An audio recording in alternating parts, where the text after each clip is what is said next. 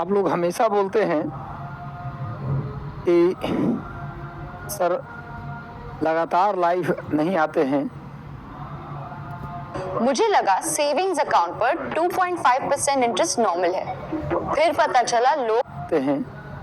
और आपको हमेशा मैं बताता हूँ कि मेरी जो जीवन की जो श्वास है वो आप लोग हैं। और मैं कितनी भी नौकरी कर लूँ, कुछ भी कर लूँ, मुझे आपसे मिले बिना, आपसे जुड़े बिना चैन नहीं आता है। मन संतुष्ट तभी लगता है जब आपको मैं आधा घंटा भी पढ़ा देता हूँ। मेरा टॉनिक है, आपको पढ़ाना जो है ना, मेरे लिए टॉनिक का काम करता है। और आपसे कभी अलग हम हो ही नहीं सकते। विद्यार्थियों के द्वारा जो स्नेह, जो प्यार, जो सपोर्ट हमें मिला है वो शायद बहुत कम लोगों को मिला है। बहुत बहुत धन्यवाद इस बात के लिए, आप लोगों ने इतना समर्थन दिया, सपोर्ट किया है। एक लाइन आपके लिए बोल देता हूँ, इसी से जुदा होना इतना आसान होता, आपसे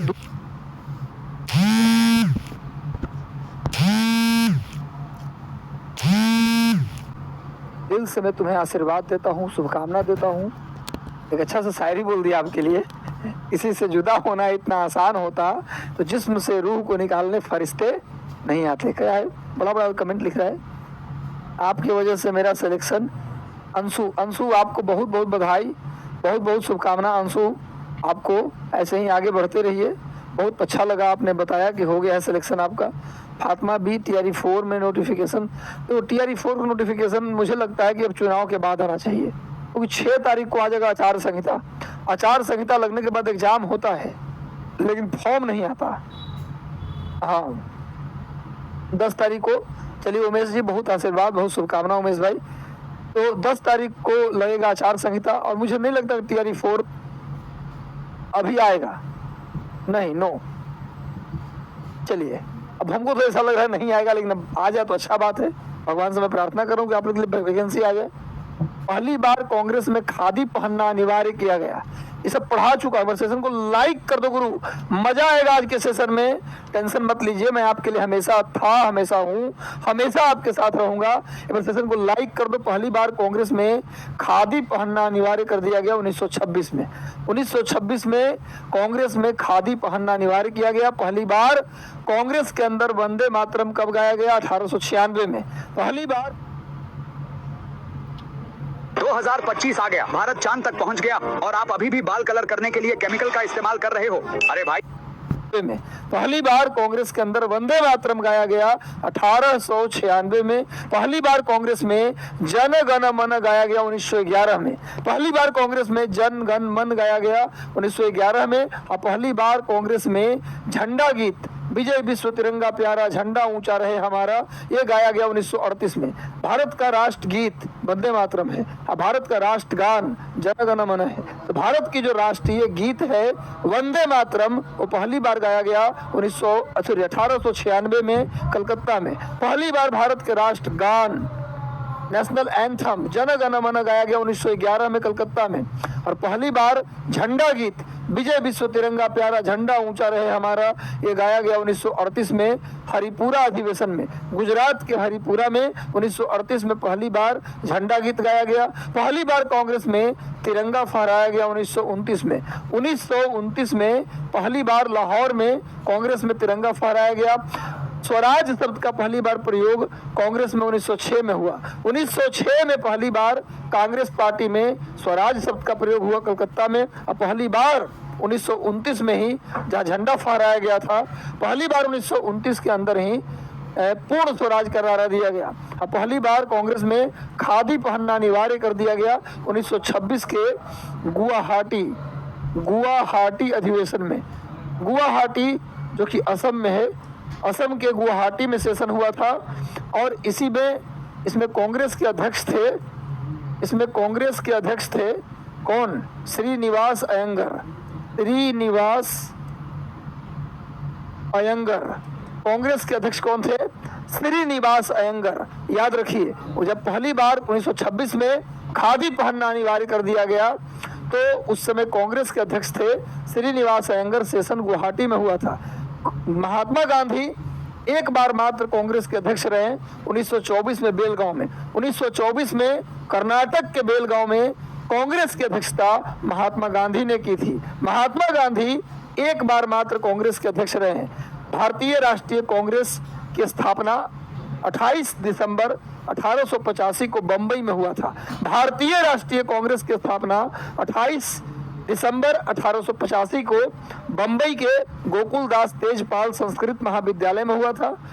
कांग्रेस की स्थापना पुणे में होना था, पर पुणे में प्लेग फैल गया था, जिस कारण से पुणे में नहीं हुआ बल्कि बंबई में हुआ। होना था पुणे में पर हुआ बंबई में। कांग्रेस शब्द अमेरिका से लिया गया है। कांग्रेस शब्द कहां से लिया गया? अमेरिका से लिया गया। और भारतीय राष्ट्रीय कांग्रेस ये जो नाम है, ये नाम दादा भाई नौरोजी ने दिया। शुरुआत में नाम था भारतीय राष्ट्रीय संघ। शुरुआत में इस पार्टी का नाम क्या था? भारतीय राष्ट्रीय संघ है, लेकिन उसका नाम बदल के भारतीय राष्ट्रीय कांग्रेस किसने किया? दादा भाई नौरोजी। कांग्रेस का संविधान किसने तैयार किया था? कांग्रेस का संविधान तैयार किया था किसने? सुरेंद्रनाथ बनर्जी ने। कांग्रेस का संविधान सुरेंद्रनाथ बनर्जी ने तैयार किया। कांग्रेस का आधिकारिक इतिहास किसने लिखा? पट्टाभी सीतारामैया। कांग्रेस का ऑफिशियल हिस्ट्री, आधिकारिक इतिहास पट्टाभी सीतारामैया ने लिखा। और कांग्रेस का आर्थिक इतिहास आरसी दत्त, रमेश चंद्र दत्त ने लिखा। कांग्रेस का आर्थिक इतिहास आरसी दत्त ने लिखा। और मैं बता दूं आपको कि कांग्रेस के पहले अध्यक्ष थे डब्ल्यू.सी. बनर्जी। कांग्रेस के पहले अध्यक्ष थे डब्ल्यू.सी. बनर्जी और कांग्रेस के पहले महासचिव थे A.O.. Hume. A.O.. Hume Congress के पहले महासचिव थे और कांग्रेस के संस्थापक भी कौन थे? A.O.. Hume. A.O.. Hume Scotland के रहने वाले थे। नोट कर लीजिए। ए.ओ. ह्यूम की जीवनी विलियम बेडर बर्न ने लिखा था। ए.ओ. ह्यूम का बायोग्राफी किसने लिखा? क्वेश्चन आता है, कई बार आया है। ए.ओ. ह्यूम की जीवनी किसने लिखी? तो विलियम बेडर बर्न ने लिखा। कुल मिला के 5 बार अंग्रेजों ने कांग्रेस की अध्यक्षता की। कुल मिला के 5 बार अंग्रेजों के द्वारा कांग्रेस की अध्यक्षता की गई। 4 अंग्रेजों ने 5 बार कांग्रेस की अध्यक्षता की। इतना याद करिए, बहुत है। कांग्रेस के पहले पारसी अध्यक्ष दादा भाई नौरोजी थे। कांग्रेस के पहले एक बार सेशन को लाइक कर दो गुरु, जितने लोग जुड़े एक बार सेशन को लाइक कर दो। 260 लोग जुड़े हैं, एक बार सेशन को लाइक कर दो, शेयर कर दो। गांव के, चौपाल के, शहर के, बाजार के, दोस्त के, यार के, परिवार के जितने भी ग्रुप्स हैं व्हाट्सएप के, सारे ग्रुप में गुरुजी के सेशन शेयर कर दीजिए, स्टेटस में लगा लीजिए और सेशन के ऊपर लाइक कर दो गुरु। जितने लोग जुड़े हो, मजा आ रहा है। तो जे.बी. कृपलानी बिहार के किस कॉलेज के प्रोफेसर रहे हैं? जे.बी. कृपलानी, वही जे.बी. कृपलानी जब भारत आजाद हुआ था उस समय जे.बी. कृपलानी ही कांग्रेस के अध्यक्ष थे। क्वेश्चन आता है, जब भारत आजाद हुआ उस समय कांग्रेस के अध्यक्ष कौन थे? तो जे.बी. कृपलानी थे। एक क्वेश्चन और आता है, गांधी जी के जितने भी फॉलोअर्स थे, गांधी जी के जितने भी अनुयायी थे, उनमें रेडी सेट गो। बस मिनटों में डीमैट और ट्रेडिंग अकाउंट ओपन करो, कोटक न्यू एप्लीकेशन डाउनलोड करो, मोबाइल नंबर वेरीफाई करो और बस केवाईसी डिटेल्स फिल करो। लो, हो गया ना तेजी से आपका account open. Download the Kotak Neo app and start investing. Kotak Neo is just like you. Investments in securities market are subject to market risks. Read all related documents carefully before investing.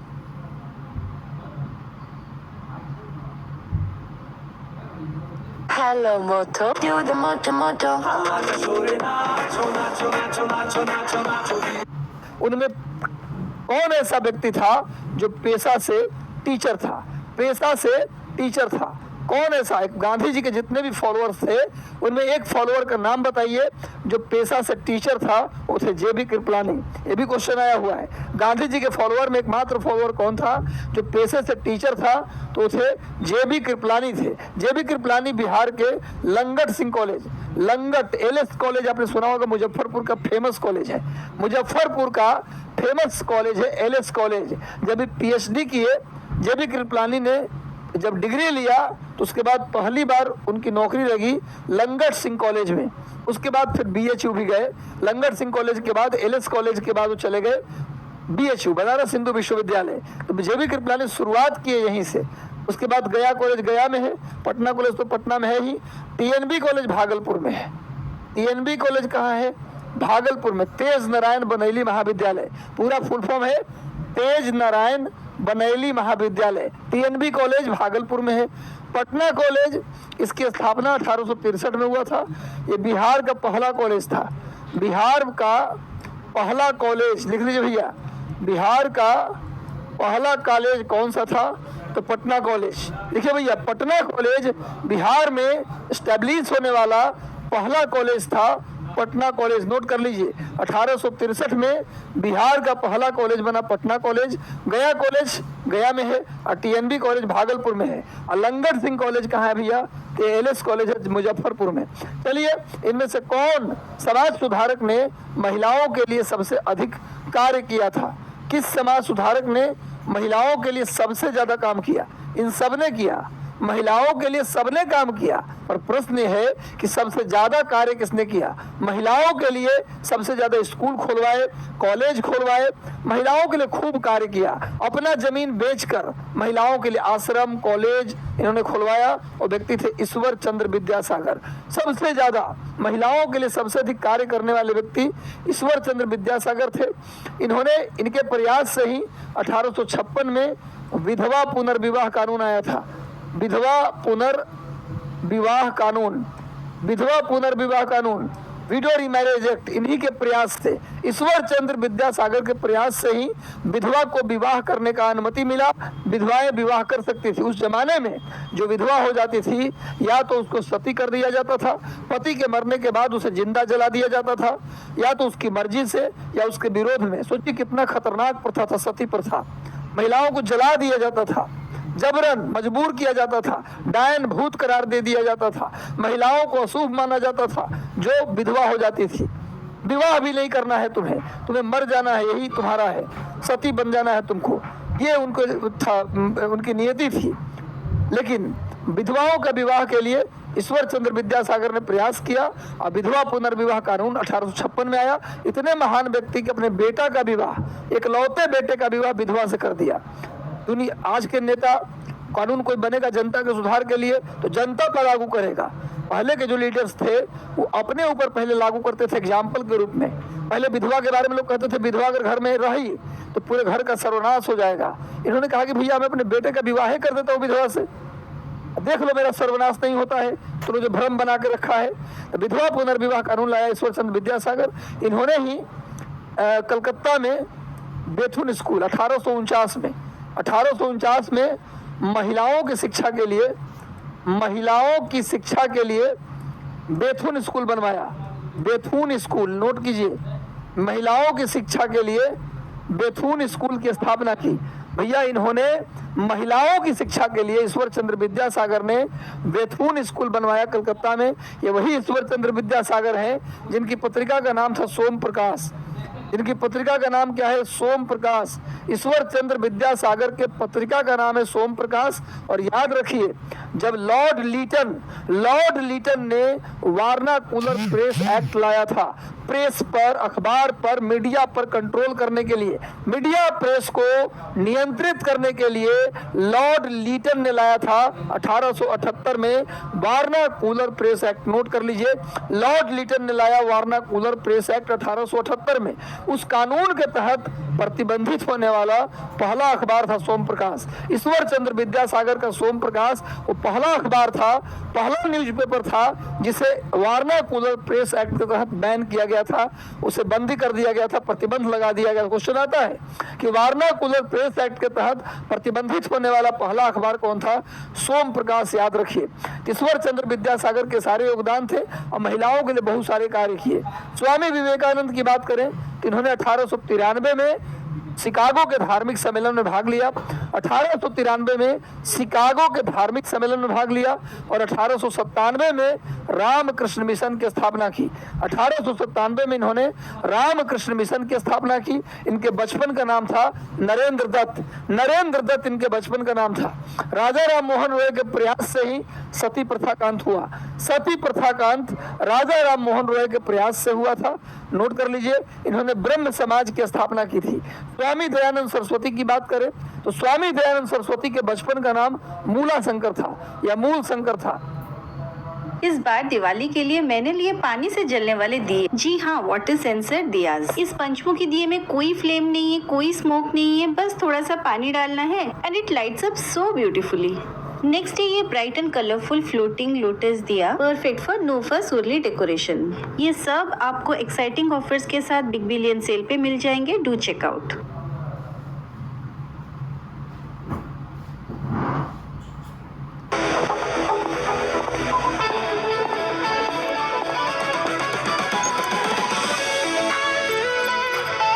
FlexiCap Funds, your all-access pass to 1,000 plus large, mid and small cap companies. Mutual fund investments are subject to market risks. Read all scheme-related documents carefully. मूल शंकर था। स्वामी दयानंद सरस्वती के बचपन का नाम मूल शंकर था। इन्होंने 1875 में आर्य समाज की स्थापना की। 1875 में आर्य समाज की स्थापना स्वामी दयानंद सरस्वती ने किया और स्वामी दयानंद सरस्वती ने ही स्वराज शब्द दिया था। स्वराज टर्म किसने दिया? तो स्वामी दयानंद सरस्वती ने दिया। इतना याद कर लीजिए। बंगाल के, अच्छा हो गया ना क्लियर। विधवा पुनर्विवाह कानून किसके प्रयास से आया? ईश्वर चंद्र विद्यासागर। और सती प्रथा का अंत किसके प्रयास से हुआ? तो राजा राम मोहन रॉय। बंगाल के किस गवर्नर जनरल के समय जमींदारी प्रथा या अस्थाई बंदोबस्त आया? अस्थाई बंदोबस्त को ही बोलते हैं जमींदारी। पहली बार भारत में जमींदारी प्रथा आया। जमींदारी सुनते होंगे कि जमींदार थे। आजो के जमाना में कई लोग के पास 200, 300, 500 बीघा जमीन है, तो क्या बोलते हैं? जमींदार थे। आज के युग में जिनको भी देख रहे हैं आप, 500 बीघा जमीन, 1000 बीघा जमीन, सुनते होंगे कि उस गांव में इस व्यक्ति के पास 1000 बीघा जमीन है। पुराना दादा परदादा के जमींदार थे। वो जमींदार नहीं थे, अंग्रेज के बहुत बड़े चापलूस थे, है ना। तलवा क्या बोला जाए, कुछ लोग बुरा भी मान जाएंगे इस बात का, सच बात यही है। जिसने अंग्रेजों के तलवे नहीं चाटे, उनकी जमीनें छीन ली गई, उन्हें बर्बाद कर दिया गया। जिन्होंने अंग्रेजों के तलवे चाटे, चाटुकारी की, देश को गिरवी रखा, उन्हीं के पास जमीन थी और वही जमींदार आज बचे हुए हैं। समझे बात? हजारों बीघा वाला जितना है ना, चिल्लाता है मैं जमींदार परिवार से हूँ। अरे तुम चाटुकार परिवार से हो। चलिए आगे आइए। अब बोलिए जैसे कहा बोल रहे भैया मानहानि का केस कर देंगे जितने जमींदार हैं आप पर। भैया आप जमींदार को ही रहा कहा, अनुच्छेद 18 पढ़े हो। अनुच्छेद 18 क्या कहता है? कोई भी व्यक्ति अपने नाम के पीछे जमींदार, राजा महाराजा नहीं लगाएगा। उपाधियों का अंत, सब बराबर। मौलिक अधिकार है हर इंसान कानून के सामने, चाहे जमींदार हो या मजदूर हो, सब बराबर है गुरु। चलिए आगे आइए। बंगाल के किस गवर्नर जनरल के समय जमींदारी पर था आया? Lord Cornwallis. हम भैया सॉरी क्षमा चाहता हूँ किसी को बुरा लगे तो। चलिए सच्चाई है, जिनकी जो अंग्रेजों का विरोध किया था उनकी जमीनें छीन ली गई थी, तहस तहस कर दिया गया था उनको। हाँ कुछ जमींदार, उसमें से 100 में एक आध दो होंगे, ठीक, उसमें हम सबको नहीं बोल रहे हैं। आप अगर आपको जिनको बुरा लगा है वो ठीक होंगे। आगे आइए। तो लॉर्ड कॉर्नवालिस ने लाया अस्थाई बंदोबस्त। इसने क्या किया कि भैया टैक्स नहीं लेंगे, हम खुद से टैक्स नहीं लेंगे, हम एक टैक्स लेने वाला एजेंट बहाल करेंगे। उसी एजेंट को कहा गया जमींदार। बोला कि अंग्रेज कि हम टैक्स नहीं लेंगे, स्वयं टैक्स नहीं लेंगे, बल्कि उसके लिए एक एजेंट बहाल करेंगे, उसको जमींदार बोलेंगे। वो एजेंट जो होगा उसी को हम एक इलाका दे देंगे कि इस इलाका के आप जमींदार हैं और पूरे इलाका से टैक्स वसूल के आप हमको दीजिए। भैया 9/10 टैक्स दीजिए और 1/10 टैक्स आप रखिए। जमींदार बोला गया, उनको एक इलाका दे दिया गया और इस इलाका के पूरा आम जनता से टैक्स वसूलिए, आके दीजिए। हम टैक्स नहीं वसूलेंगे, अंग्रेजों का ये कहना था। और कहा गया कि प्रथा वंशानुगत होगा, जमींदार का बेटा जमींदार बन सकता है, तब तक उससे जमीन नहीं छीनेंगे जब तक वो टैक्स देना बंद न करते। अगर कोई जमींदार समय से टैक्स नहीं देगा तो उसका पूरा जमीन उससे छीन लेंगे। तो उसी समय से शुरू हुआ जमींदारी प्रथा, और इसी को बोलते हैं जमींदारी प्रथा ही बोलिए, एक तरह समझिए जनता का शोषण शुरू हुआ भारतीयों से। पहले क्या था, सीधे टैक्स अंग्रेज लेते थे, अंग्रेज बदनाम होते थे। अब भारतीयों का इस्तेमाल ही भारतीयों के खिलाफ होने लगा। तो लॉर्ड कॉर्नवालिस ने शुरू किया स्थायी बंदोबस्त। ये वही लॉर्ड कॉर्नवालिस है जिसके समय में तृतीय आंग्ल मैसूर युद्ध हुआ था। लॉर्ड कॉर्नवालिस के समय तृतीय आंग्ल मैसूर युद्ध हुआ था और उस युद्ध के बाद श्रीरंगपट्टम की संधि हुई थी लॉर्ड कॉर्नवालिस के समय। कॉर्नवालिस ने ही सिविल सेवा की शुरुआत की। ये सभी तैयारी आप कर रहे हो ना, बीपीएससी का, सिविल सर्विस का, यूपीएससी का, ये सब क्या है, किसने शुरू किया था? ये शुरू किया था लॉर्ड कॉर्नवालिस ने। कॉर्नवालिस के समय ही पहली बार पुलिस थाने में दारोगा की नियुक्ति की गई, पहली बार पुलिस थाने में दारोगा की नियुक्ति की गई और जिले में कलेक्टर की नियुक्ति की गई, सिविल सेवा की शुरुआत की गई। ये वही कॉर्नवालिस है जिसका कब्र उत्तर प्रदेश के गाजीपुर में है। यही मर गया था, उत्तर प्रदेश के गाजीपुर में दफनाया गया था इसे। तो सेशन को लाइक कर दो गुरु, जितने लोग जुड़े, 441 लोग जुड़े हैं, बताइए 450 लोग जुड़े हैं और लाइक कितना है? 267। सेशन को लाइक कर दो गुरु, लाइक में क्या जाता है, फटाफट जितने लोग जुड़े हैं तब से लाइक कर दीजिए। अखबारों पर सेंसरशिप लगाने वाला पहला गवर्नर कौन था? पहली बार न्यूज़पेपर को कंट्रोल करने के लिए सेंसरशिप लगाया, किसने लगाया? तो वही व्यक्ति था जिसने सहायक संधि शुरू किया था। सहायक संधि पूछा जाता है, सहायक संधि का जनक किसे कहा जाता है? सहायक संधि का जनक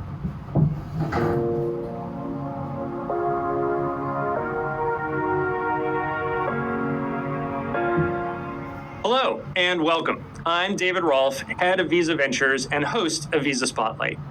From network tokenization to artificial intelligence, our Visa Spotlight series showcases the latest innovations and emerging trends in money movement and digital payments, and demonstrates how Visa's digital solutions help secure, simplify, and grow your payments business. Cryptocurrencies are digital assets represented as tokens of value on blockchain networks. Crypto is a revolutionary shift in digital payments, expanding the way the world conducts business transactions, trades assets, and pays for everyday purchases. Since Bitcoin was first introduced over 15 years ago, the crypto market has grown tremendously and now represents a global market. का जनक, सहायक संधि का जनक बोला जाता है Lord बिलेजली को। अखबारों पर पहली बार, न्यूज़पेपर पर पहली बार सेंसरशिप किसने लगाया? न्यूज़पेपर को पहली बार कंट्रोल करने की कोशिश किसने की? तो लॉर्ड बिलेजली। लॉर्ड बिलेजली को सहायक संधि का जनक यानी फादर ऑफ सब्सिडरी अलायंस कहा जाता है।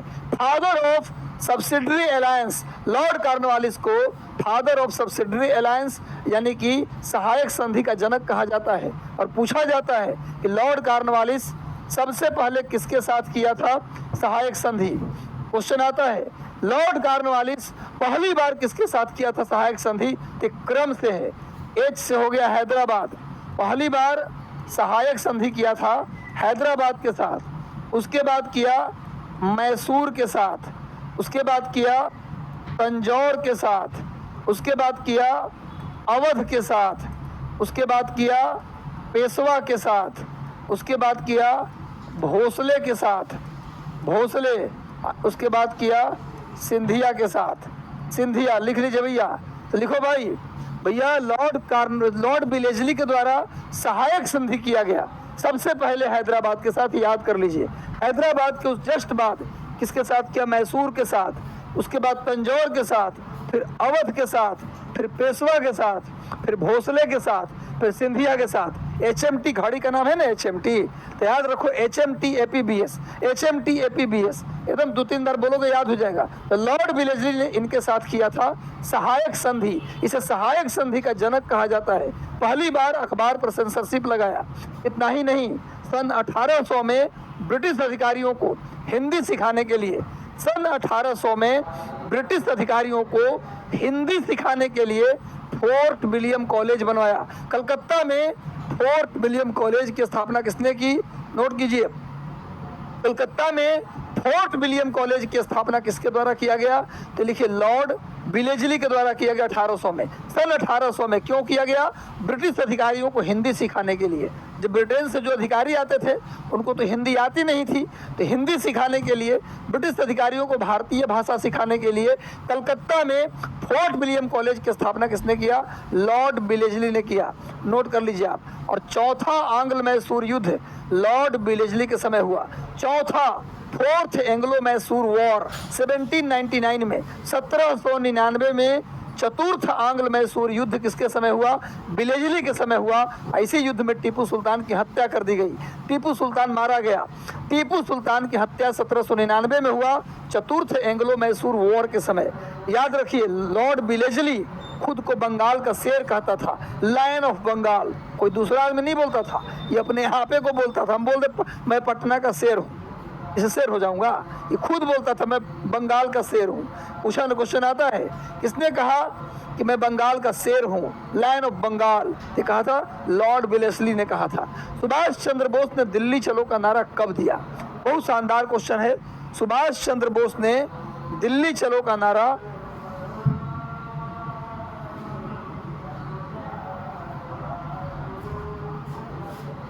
मुझे एक सेविंग्स अकाउंट से 8,434 इंटरेस्ट मिला सिर्फ 6 महीनों में, एक नॉमिनल प्रिंसिपल अमाउंट पर, दैट इज 3 lakhs। कैसे?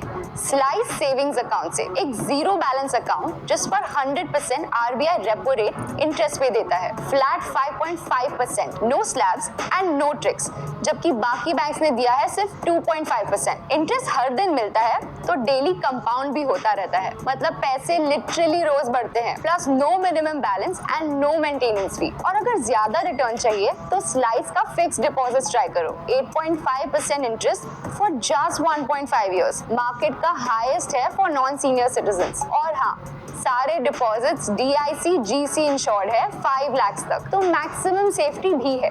जब बाकी बैंक्स सिर्फ 2.5 to 3% इंटरेस्ट देते हैं, why not on double? So go open your slice savings account and slice FD today and double your money just by making a simple switch.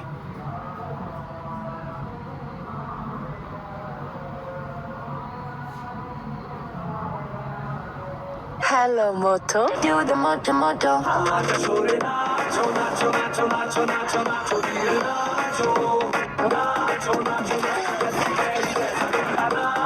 Motorola Edge 60 Pro, the true flagship killer.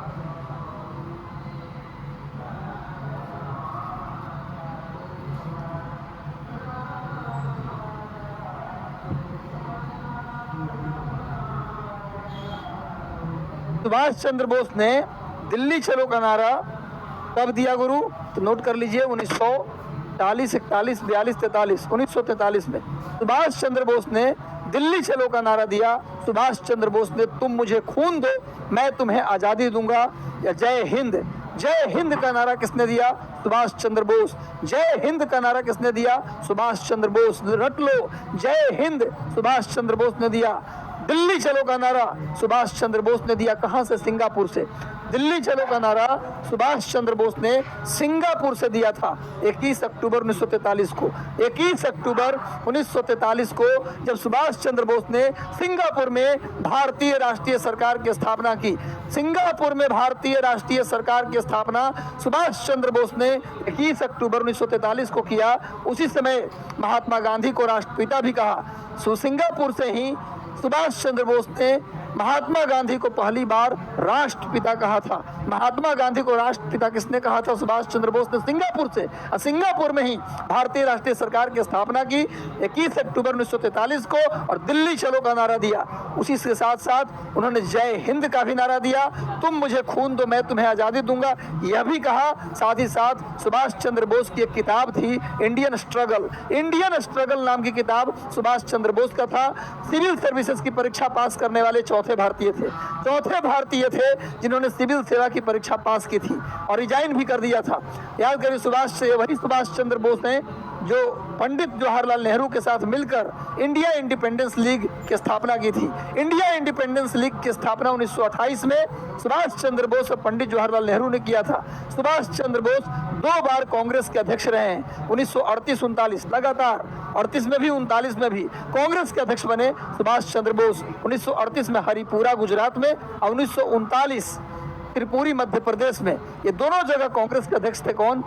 Subhash Chandra Bose. Subhash Chandra Bose ने 1939 में 1939 में सुभाष चंद्र बोस ने 1939 में forward block बनाया था। Forward block Congress party छोड़ दिया, कांग्रेस में अध्यक्ष पद भी छोड़ दिया, कांग्रेस पार्टी को छोड़ दिया। 1939 में फॉरवर्ड ब्लॉक बनाया। सुभाष चंद्र बोस को देश नायक रविंद्रनाथ टैगोर ने कहा था। रविंद्रनाथ टैगोर ने सुभाष चंद्र बोस को देश नायक कहा था। क्वेश्चन आया हुआ है कि देश नायक सुभाष चंद्र बोस को किसने कहा? तो रविंद्रनाथ टैगोर ने कहा था। सुभाष चंद्र बोस ने महात्मा गांधी को राष्ट्रपिता कहा और सुभाष चंद्र बोस के राजनीतिक गुरु थे कौन? चित्तरंजन दास। सुभाष चंद्र बोस के राजनीतिक गुरु थे चित्तरंजन दास। सुभाष चंद्र बोस का जन्म उड़ीसा के कटक में हुआ था। सुभाष चंद्र बोस का जन्म उड़ीसा के कटक में हुआ था। सुभाष चंद्र बोस ने 3 नारे दिए, जय हिंद, दिल्ली चलो, तुम मुझे खून दो मैं तुम्हें आजादी दूंगा। सुधारक पत्रिका के संपादक कौन थे? सुधारक, याद रखिए, सुधारक पत्रिका के संपादक कौन थे? तो गुरु ये थे गोपाल कृष्ण गोखले। गोपाल कृष्ण गोखले सुधारक पत्रिका किसकी थी? सुधारक पत्रिका थी गोपाल कृष्ण गोखले की। ये गोखले हैं, ये वही गोखले हैं जिनके राजनीतिक गुरु, गोखले के जो राजनीतिक गुरु थे, बताया है मैंने, गोखले के जो राजनीतिक गुरु थे उनका नाम है एम.जी. रानाडे। एम.जी. रानाडे, भाई महादेव गोविंद रानाडे गोपाल कृष्ण गोखले के राजनीतिक गुरु हैं। और गोखले किसके हैं? गोखले हैं महात्मा गांधी के राजनीतिक गुरु। महात्मा गांधी के राजनीतिक गुरु पूछे, महात्मा गांधी के राजनीतिक गुरु पूछे, गुरु तो क्या आंसर होगा? महात्मा गांधी के राजनीतिक गुरु थे गोपाल कृष्ण गोखले। महात्मा गांधी के राजनीतिक गुरु पूछे तो गोपाल कृष्ण गोखले, और गोपाल कृष्ण गोखले के राजनीतिक गुरु पूछे तो महादेव गोविंद रानाडे। गोपाल कृष्ण गोखले 1905 में कांग्रेस के अध्यक्ष रहे। 1905 के बनारस अधिवेशन में ये कांग्रेस के क्या बने? अध्यक्ष बने। गोपाल कृष्ण गोखले कांग्रेस के एक बार अध्यक्ष रहे हैं 1905 में बनारस अधिवेशन में। 1905 में ही गोपाल कृष्ण गोखले ने 1905 में ही सर्वेंट्स ऑफ इंडिया सोसाइटी बनाया था। सर्वेंट्स ऑफ इंडिया सोसाइटी की स्थापना, सर्वेंट्स ऑफ इंडिया सोसाइटी की स्थापना गोपाल कृष्ण गोखले ने किया था। सर्वेंट्स ऑफ इंडिया सोसाइटी की स्थापना गोपाल कृष्ण गोखले ने किया था 1905 में। 1905 में ही सर्वेंट्स ऑफ इंडिया सोसाइटी की स्थापना गोपाल कृष्ण गोखले ने किया था। नोट कर लीजिए। अब गोपाल कृष्ण गोखले ने 1905 के बनारस के कांग्रेस अधिवेशन में अध्यक्ष बने। महात्मा गांधी के राजनीतिक गुरु थे, इनके गुरु थे महादेव गोविंद रानाडे। सुधारक पत्रिका किनकी है भैया? सुधारक पत्रिका किनकी है? तो गोपाल कृष्ण गोखले की। लोक हितवादी के नाम से किसे जानते हैं? फेमस क्वेश्चन है, कई बार आ चुका है क्वेश्चन है।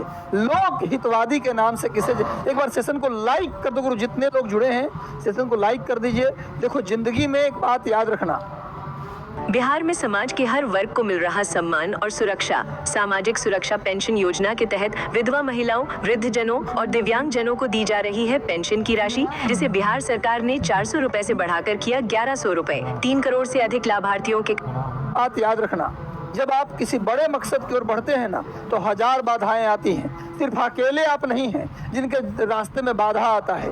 ये कॉमन बातें हैं। हर इंसान के जीवन में जब कोई बड़ा लक्ष्य लेके आदमी चलता है तो कोई ना कोई बाधा आती है।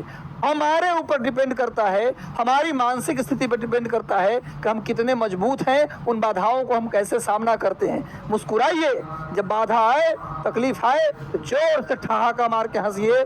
जिंदगी हंसने का नाम है, रोने गाने बचाने का नाम नहीं है। इसलिए प्लीज मुस्कुराइए। 2 चीज़ों से सफलता मिलती है जीवन में। जिसको सफल होना है उसे 2 चीज़ चाहिए। पहला चीज़ चाहिए विश्वास, हम कर लेंगे। अंदर से विश्वास, ही ना कि पड़ोसिया बोल रहे हैं तुम बहुत तेज हो पढ़ने में, तुम कर लोगे, नहीं।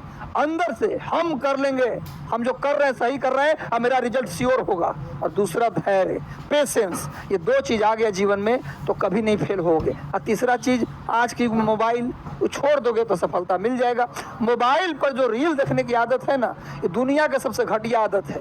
और जियो और एयरटेल ये सब पता नहीं ऐसा डाटा पैक चलाता है कि रोज मिलता है 2 GB। और 2 GB हम एकदम जब तक रस चूस न ले 2 GB का, यहाँ तक कि पड़ोसी से भी हॉटस्पॉट मांग लेंगे। भैया रमेश जी तो हॉटस्पॉट दीजिएगा तो महाराज करते हैं ना जी। तो कहाँ हो जी 2 GB तो रहा हुआ महाराज तो मोबाइलवा में आ कर दे GB के। अरे ना खत्म हो गई, एगो वीडियो डाउनलोड कर ले ली हल, तो पढ़ो, तो यही काम मत कीजिए प्लीज़। पढ़ना है पढ़िए, न तो बात वीडियो ही जाके देखिए। चलिए भाई, गोलोक हितवादी किसको बोलते हैं गुरु? तो गोपाल हरि देशमुख को। गोपाल हरि देशमुख को लोक हितवादी कहा जाता है और महादेव गोविंद रानाडे को महाराष्ट्र का सुकरात कहा जाता है। महाराष्ट्र का सुकरात कहा जाता है। अरे यार, ब्लू वाला आइकन मत भेजा करो, नहीं तो हमको लगता है कहीं बैटरी तो खत्म नहीं हो गया। हम ब्लू वाला आइकन भेजोगे तो बैटरी खत्म हो जाए। चलिए आगे आइए। नेक्स्ट, बंगाल का पहला क्रांतिकारी संगठन का नाम क्या है? बंगाल का पहला क्रांतिकारी संगठन का नाम क्या है भैया? कल ही बताया था, अनुशीलन समिति। 1907 में इसकी स्थापना 1907 में वारिंद्र कुमार घोष ने किया था। वारिंद्र कुमार घोष ने किया। अनुशीलन समिति बंगाल का पहला क्रांतिकारी संगठन था, अनुशीलन समिति। और महाराष्ट्र का पहला क्रांतिकारी संगठन था अभिनव भारत। महाराष्ट्र का पहला क्रांतिकारी संगठन, महाराष्ट्र का पहला क्रांतिकारी संगठन पूछा जाए तो अभिनव भारत 1904 में। अभिनव भारत की स्थापना विनायक दामोदर सावरकर ने किया था। अभिनव भारत की स्थापना विनायक दामोदर सावरकर ने किया था। नोट कर लीजिए, यह महाराष्ट्र का पहला क्रांतिकारी संगठन था, 1904 में बना था। याद कर लीजिए, सेशन को हमेशा मेलोडियस तरीके से देखिए, आराम से देखिए, मज़ा आएगा पढ़ के। पर सेशन को लाइक कर दीजिए, लेकिन 3 चीज़ ध्यान रखिएगा। मोबाइल फ़ोन से दूर हो जाइए, हो सके तो खाली फ़ोन वाला डाटा भरवाइए, जिससे कॉल जाए कॉल आए। और थोड़ा सा वीडियो देखने के लिए 1-8 GB डाटा रहे बस, इससे ज़्यादा डाटा आपके पास नहीं होना चाहिए। हमको तो वो दिन दूर नहीं जब पूछा जाएगा, जब लड़की वाले लड़का को देखने आएंगे तो पूछेंगे कि लड़का के पास डाटा उटा रहता है कि नहीं रहता है। पहले ज़मीन पूछी जाती थी, कितना ज़मीन है। नौकरी फिर पूछा जाने लगा, एक समय डाटा पूछा जाने लगेगा कि लड़का जो है कितना डाटा खर्च कर लेता है दिन भर में। तो बताएंगे उसके पिताजी, हमारा बच्चा तो 2 GB सुबह जगते ही ख़त्म कर लेता है। चलिए, चटगांव शस्त्रागार लूट कब हुआ? मास्टर सूर्य सेन। चटगांव शस्त्रागार लूट 18 अप्रैल 1930 को हुआ। 18 अप्रैल 1930 को चटगांव बांग्लादेश में है, चटगांव शस्त्रागार लूट कांड हुआ। किसके द्वारा? मास्टर सूर्य सेन। मास्टर सूर्य सेन के द्वारा। मोबाइल से जो दूर हुआ, सफलता उतनी जल्दी आपको मिलेगी। भैया जब लाइव क्लास देख लिए। अच्छा, एक आदत आप लोग की और ख़राब है, हमारा चैनल ख़त्म हुआ तो इसमें कल कुछ लोगों को देखे कमेंट करते हुए, चलो अब इस चैनल पर, चलो अब इस चैनल पर। अरे मेरे भाई, उसी चैनल पे जाके देख लो, यहाँ फिर देखने की क्या ज़रूरत है?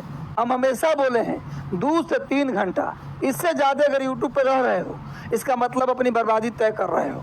भैया 1 दिन मैराथन चल जाता है, रोज़ के रोज़ 5-5 घंटा 6-6 घंटा यूट्यूब पे रह रहे हैं। ये भैया थोड़ा सा समझिए बात को। हम ही नहीं कहते मेरे ही चैनल को देखो, मत देखो यार, उसी चैनल को जाकर देखो जहाँ तुम्हें पसंद है, लेकिन एक ही देखो।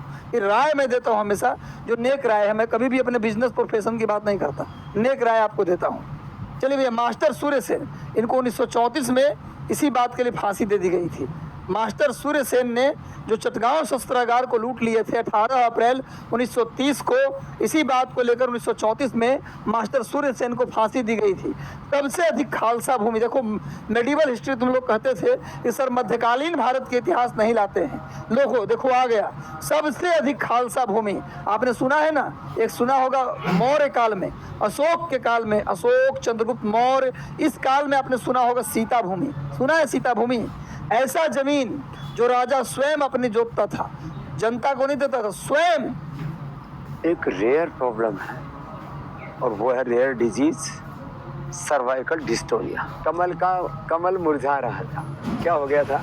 वो तो गर्दन नीचे ऐसे झुक जाती थी, यूं गर्दन झुक जाए और झटके मरते थे यूं, और टेढ़ा होके चल रहा था। कैसे चलता था? ऐसे ऐसे था, टेढ़ा। अब इसकी माँ भी रो है, ये अल्बेरो की मरीज माँ है, और वो जीजी इसकी मिसेज, और बच्चा भी पापा को देखे, पापा मेरा टेढ़ा टेढ़ा कैसे हो गया? क्यों भाई? अब ठीक खड़ा आपके सामने। 3 महीने पहले मैंने कहा था बेटा लगातार कर रहे, 2 घंटा लगातार करता है, दही छाछ इनवसा टमाटर खट्टी चीज नहीं खाता, पिडन गोल्ड ऑर्थोवीट और 2 औषधियाँ दे रखी है, परहेज पूरी हो। इसमें एलोवेरा किलो परिजात निपुण सहजने करा, थोड़ा लहसुन भी खाया कर, उसको घी में भून करके ना और उससे फिर उसकी दुर्गंध और तीक्ष्णता सब दूर हो जाती है। सर्वाइकल डिस्टोनिया एक रेयर प्रॉब्लम है, लेकिन उस रेयर डिजीज का रियल ट्रीटमेंट उसको 100% आप रिवर्स कर सकते हो, इससे मुक्त हो सकते हो, उसका कमल प्रमाण है। तो ये है चमत्कार योग का, आयुर्वेद का, नेचुरोपैथी का। इसलिए योग, आयुर्वेद, नेचुरोपैथी अपनाओ और ये बातें सब दूर सब तक फैलाओ। योग, आयुर्वेद, स्वदेशी का प्रयोग करो और कराओ, इसे देश को स्वस्थ समृद्ध बनाओ। गुरुजी सादर प्रणाम। मैं भुवनेश चौबे हूँ, वाराणसी से आया हूँ। गुरुजी मैं यूपी पुलिस में इंस्पेक्टर के पद पर नियुक्त हूँ। मेरी दिनचर्या बहुत खराब है सर। मैं पिछले 5 साल से अल्सरेटिव कोलाइटिस से परेशान हूँ और इधर पिछले 1 साल से मुझे काफ़ी समस्या हो गई थी। मुझे दिन भर में कम से कम 12 से 15 बार टॉयलेट के लिए जाना पड़ता था। ब्लीडिंग और म्यूकस की बहुत ज़्यादा समस्या हो रही थी। और इसका एलोपैथी में कोई दवाई नहीं है, स्टीरॉइड लेते हैं। बिल्कुल गुरुजी, और डॉक्टर के पास जाने के बाद एलोपैथी में उन्होंने कहा कि ये आजीवन आपको दवा खानी है, वज़न आप कम करिए, और इसके लिए काफ़ी मुझे डांट भी लगाते थे। यहाँ आने के बाद 2 दिन में मेरा 3.5 किलो से ज़्यादा वज़न कम हो गया, और केवल योग, ध्यान और चिकित्सा से। और इसके लिए कोलाइटिस का क्या हाल है? कोलाइटिस एकदम आराम है अभी गुरुजी। हाँ भाई, कोलाइटिस भी ठीक, वजन भी ठीक, और अब तो ऐसे ही एकदम फिट लग रहे हैं। इधर आओ भुवनेश जी, अब योग से सच्चा भुवनेश बनेगा। पेनक्रेटाइटिस ये 3 दिन पहले मेरे से मिला। बाबा जी मेरी पेन की आज में सूजन है, सी ठीक हो जाती है ना। एलोपैथी वाले तो बोलते ठीक ही नहीं होती। और बीमारी के बारे में फिर तुम किस मर्ज की दवा हो, क्यों लोगों को लूट रहे हो जब तुम्हारे पास कोई दवाई नहीं? अब क्या हाल है बेटा? अभी तो ठीक है। 2 स्टेंट रिमूव करे थे सरीन सर ने। पहले इसके स्टेंट डाले थे, डॉक्टर बोले इनको हर 3 महीने बाद रिमूव करना पड़ेगा। बाद में इसका अभी मैं यहाँ पे आया। हर जगह स्टेंट लगा देते हैं आदमी, मतलब उसको खुद को लगता है तेरे साथ क्या हो रहा है। हार्ट में स्टेंट, पेनक्रियाज में स्टेंट, किसी के तो और इधर उधर पूरे शरीर में, दिमाग में स्टेंट, चारों तरफ आदमी को ऐसे ही जुगाड़बाजी से चलाने की कोशिश करते हैं। अब क्या हाल है इसका? मैंने निकाल दिए सब। हाँ निकाल दिया, बिल्कुल 100% आराम। डॉक्टर ने कहा बिल्कुल सही है। ये रिपोर्ट इतनी खतरनाक है इसकी, ये देख करके भी ऐसे दिल दहल जाए, ऐसा है। ओए राम, अब पूरे निकाल दिए, सारे प्रूफ है, दोनों के दोनों स्टेंट निकाल दिए। ये डॉक्टर सरीन एशिया के सबसे बड़े डॉक्टर हैं। जी इसके सरीन सर का इलाज। पर यहाँ पे आके यहाँ एलोपैथिक की कोई दवाई नहीं है, इसकी सारी दवाइयाँ बंद हो गई हैं। बेटा जो यहाँ खान पान बताए वही करना, और एकदम रिलैक्स रहना, दिमाग में कोई उथल पुथल नहीं। संतुष्ट रहो। आ जाओ बेटा, रौनक आ गई, नहीं तो रौनक चली गई थी रौनक की। गुरुजी प्रणाम। मेरा नाम गोकुल सिंह तंवर है। मुझे अभी पिछले साल अर्थराइटिस हुआ, मेरे घुटने सूज गए थे पूरी तरह। ये बड़ा खतरनाक होता है, सूज जाते हैं घुटने, हाथ पैर। मेरे से बहुत छोटा है और इसको सीढ़ियां चढ़ने में दिक्कत, और वैसे भी 6 फीट का, हांफने लगे। अब क्या हाल है? स्वामी जी मैं 25 अगस्त को पिछले साल यहाँ पे आया था ट्रीटमेंट लेने के लिए, और मैंने 1 महीना ट्रीटमेंट चला मेरा। जो बताया उसको 1 महीना सही से किया, और 30 सितंबर को, मतलब मात्र 1 महीने में मैं केदारनाथ की चढ़ाई चढ़। लो केदारनाथ चढ़ गया सीधा है। और केदारनाथ भगवान की जय हो। लो केदारनाथ चढ़ गया, सीधी नहीं चढ़ी जा रही थी। धन्यवाद। अब और क्या प्रमाण चाहिए? स्वामी जी सत श्री अकाल। सत श्री अकाल। मैं पंजाब संगरूर से आई हूँ। मेरे घुटनों में दर्द था 2013 से। उम्र कितनी आपकी? मेरी 60।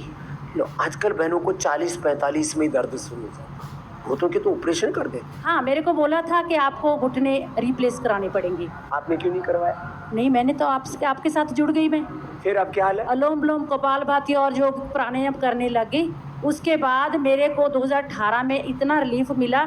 अब मैं गेम्स करती हूँ, 5 किलोमीटर वॉक रेस करती हूँ, और पूरे नेशनल में मैं गोल्ड मेडल जीती हूँ। नेशनल में गोल्ड मेडल जीत लिया, जिसको बोल दिया था इसके घुटने का ऑपरेशन करना पड़ेगा। और अविनाश जी है ना जो आपके आचार्य जी, हाँ। वो हमको भगाने के लेके जाते हैं। 50 लोगों के, जेंट्स और लेडीज के सबसे आगे मैं होती हूँ, उनसे पूछ लीजिए।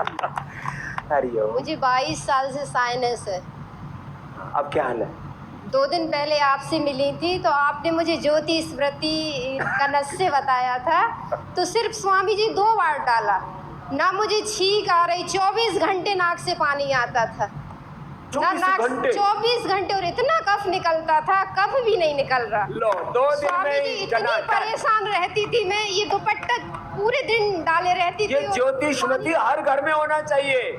नाक खुल जाता है, दिमाग की नसें खुल जाती हैं, अर्थराइटिस दूर हो जाता है, गजब का है। एक बार तो अंदर जा करके ऐसे ऐसे से कुछ करता है, लगता है। और स्वामी जी कल लीच लगी थी, मेरी नाक इतनी फूली रहती थी, ये देखो कितनी पतली हो गई। नाक मोटी हो गई? हाँ, इतनी फूली रहती थी, उसमें से पानी नाक निकलता इतनी था। मोटी लगे, सब टोकी तेरे को क्या हो गया? जो के लिए जोरदार अभिनंदन है।